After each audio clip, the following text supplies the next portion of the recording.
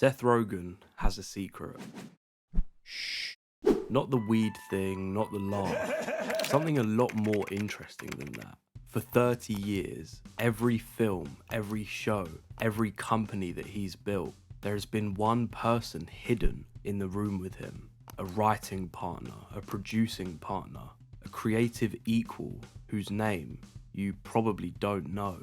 Because Hollywood has a rule: creative partnerships don't last. Fame arrives for one person first, then the gap widens and ego fills it. And what started as two people in a room becomes one person on a poster.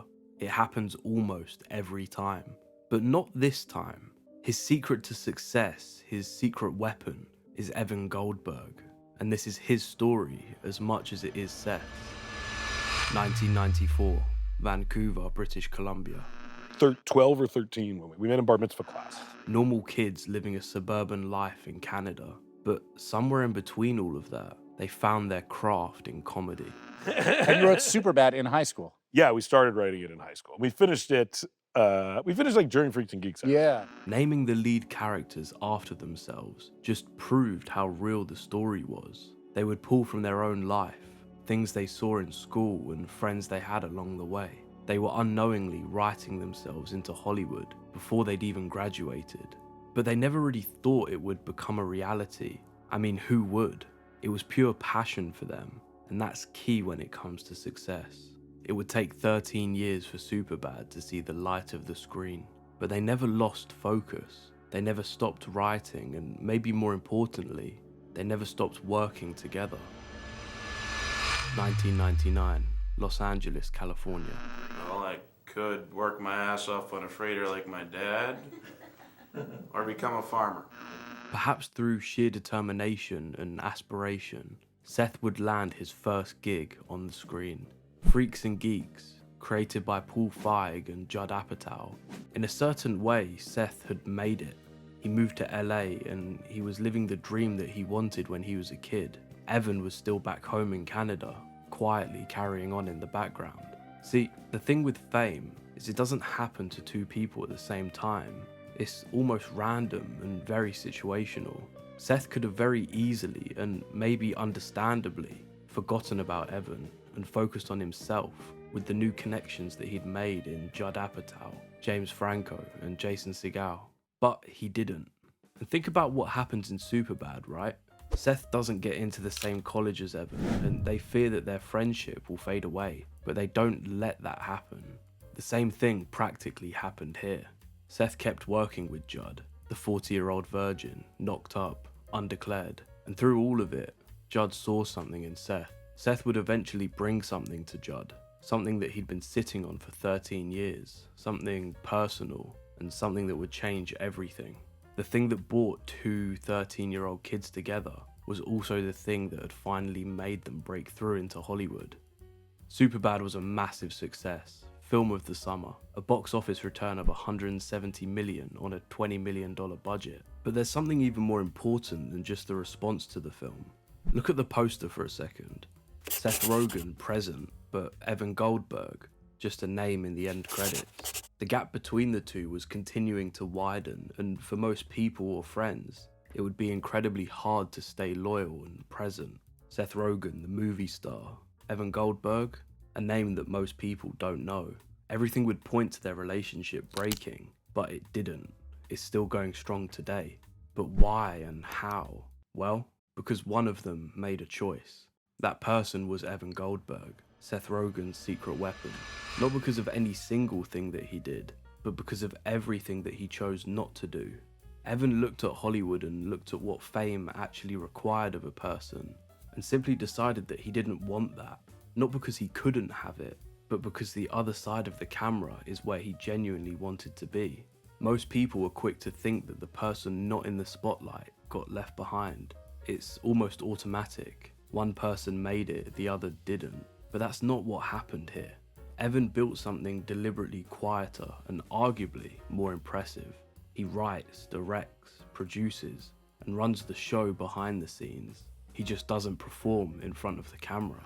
I could never do this alone, you know what I mean? Like, I need someone to always be there. That's not modesty. That's 30 years of evidence. Seth simply could have never done this without Evan. It's Seth openly admitting that without Evan, he doesn't know if any of this would have happened. And Seth carries his confidence like armor. He's strong, he knows what he likes, and he's brutally honest. But behind closed doors, he's different. Like all the self-doubt I have, Evan has none of it. Evan doesn't question what Seth or himself can do. He's got that kind of mentality that you have when you're younger, the almost naivety that you can do whatever you want, and it's worked out for them.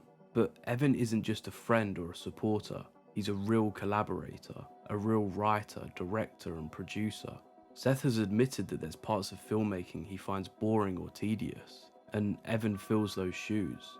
Him and Evan essentially combine to create the ultimate filmmaker, one that can perform in front of the camera, and one that knows how to do everything behind it. And how they can do that boils down to one main thing. Do you and Evan have the same taste, or is it like a Venn diagram? It's close enough that we never really have had a major conflict over what it is we want to work on. He reads more than I do, and I watch more horror movies than he does. I can define it like that. Yeah. Same taste, but different lives. They're creatively aligned enough to never really fight about what they're making, but different enough to make it unique and not just the same thing over and over again. You wouldn't want to work with your reflection. You want someone that's different enough to challenge you, but similar enough to be on the same wavelength. And that balance is rare. It's the essence of why partnerships work, but it's also the reason that they can fail. Most creative duos don't fail because of ego. They fail because they're too similar. They want the same identity, same life, same spotlight. Seth and Evan don't have that problem. One wants the spotlight, the other doesn't. One likes horror and the other likes reading. But they both love filmmaking. Just the opposite sides of the spectrum, but meeting in the middle with writing. But there's something else. I'm so aware of how upset I'll be if it's bad, or it's viewed as bad, or they think it's bad, or 30 years into their career and they still haven't lost their touch. because also no one knows anything, and that's like the fun. That's the part secret, of right? Top of the industry, top of the game, and they still admit that they don't know anything. They still operate with the same uncertainty as the two kids writing and dreaming of everything back in Vancouver 30 years ago. The fame never pulled them apart because Evan never wanted what fame offers, and Seth never forgot that. Quinn, you will never believe what Sal just said. Patty's fired. I just talked to her assistant. She's out. Oh my God! The two are still working together. The Studio, a show about an insecure studio exec trying to make real art inside of a broken industry, is their latest project. Every episode co-written, co-directed by Seth Rogen and Evan Goldberg. And the irony writes itself. A show about the broken, transactional, ego-driven world of Hollywood relationships, made by one of the very few relationships in Hollywood that never broke.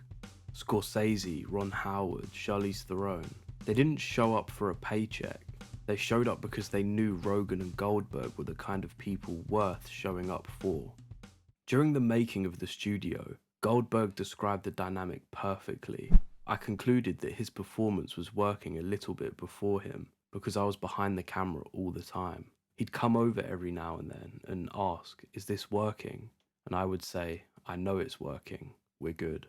It shows you their dynamic. Seth in front of the camera and Evan behind it. Evan being that steady voice that tells Seth that it's working, that constant reassurance. For years, people underestimated the pair. Goldberg said in an interview, people thought we were stoned and not paying attention, but what they didn't realize is we were stoned and paying attention. The Studio received 23 Emmy nominations, tying the record for the most comedy nominations in a single season. That shows you how serious they are about their craft. Goldberg said in another interview that we've been married to each other longer than we've been married to our wives. We're codependent in a good way, and undeniably better when we do things together than when we do things apart. They can work solo, but together they make something a whole lot better. McLovin? Two kids in a bar mitzvah class. One of them became one of the most recognizable faces in Hollywood. The other made sure he didn't have to do it alone. That's the secret weapon. It was never a skill or a talent or a strategy. It was just a friend who never needed the spotlight, but also never left his side.